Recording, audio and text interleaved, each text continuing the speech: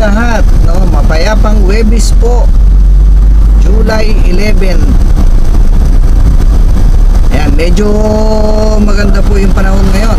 Makulimlim pero hindi po umuulan. Pero kanina po madaling araw, no, dito sa Tarlac, malakas ang ulan tapos matagal. Kaya medyo presko po kaninang madaling araw. Matagal po yung ulan na malakas. Siya nga po pala, no, confirm na po na darating ang ating mga GT, SR GT po, SR 150 GT. Darating po sila ngayong araw, no. Kung makakahabol po kayo na makakapanood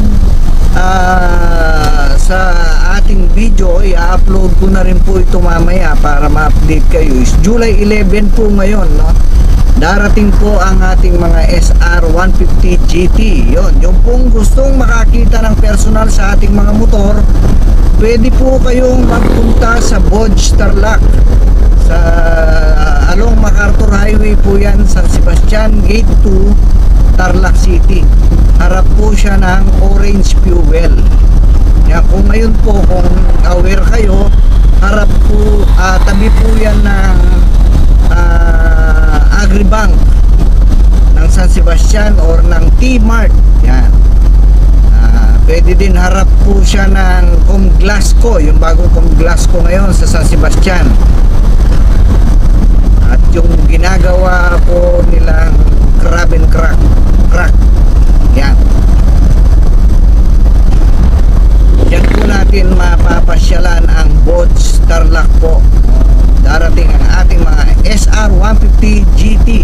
Yung pong mga kulay na available na darating, hindi ko po na confirm, pero yung darating konfirmado na po. In-inform po tayo ng delivery truck mismo ng driver, no? Kaya sure po yon, between 10 to 11 darating po siya. So kung after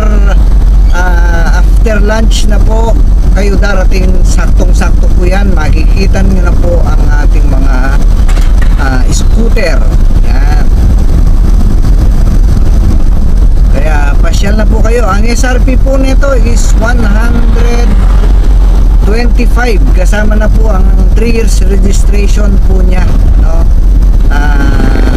Punong-puno po ito ng features kumpara mo sa ibang 150 na scooter. Especially po meron siyang traction control, ABS po siya, harap likod po. Yan. Yun po yung mga lang na features sa ating SR 150 GT. Yan, no? So ibig sabihin po, sinyalis na yan na talagang darating po ang ating DSX 525. So pinakamatagal na po yung first week of August, kasama po yung Black Knight. Para kung gusto nyo makita, abangan po ninyo sa page namin, page ng Bodge Tarlac. Ipopost po namin yan, kaya abangan po ninyo. Ayun. Also, siyempre, katulad po ng dati, hindi po tayo matatapos hanggat wala po tayong kahit papano trivia na dagdag pong kaalaman sa atin, no? Sabi ko nga, hindi man natin matututunan ng todo, kahit papano naman may karagdagang kaalaman tayo kahit papano. Alam nyo po ba kung ano yung nabubuhay dito sa mundo na pinakamaraming ngipin, no? Na nilalang, no? Hindi po joke ito, baka mamaya sabihin nyo si Matit, no? Ano na yun? Lumang joke na po yun, no? Hindi po si Matit. Ito, totoo po ito. Ang snail po, suso, ang ngipin po niya ay nasa 14,000. Nasa 14,000. Hindi 4,000, 14,000 po. May mga ibang species po ng suso, snail na ano, yung garden snail na umaabot ng 20,000 po ang ngipin niya.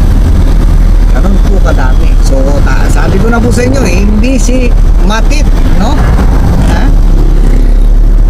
Ito po, ano, totoo ito. Snail po, yun po yung pinakamaraming ngipin. 14,000 to 20,000 po yan.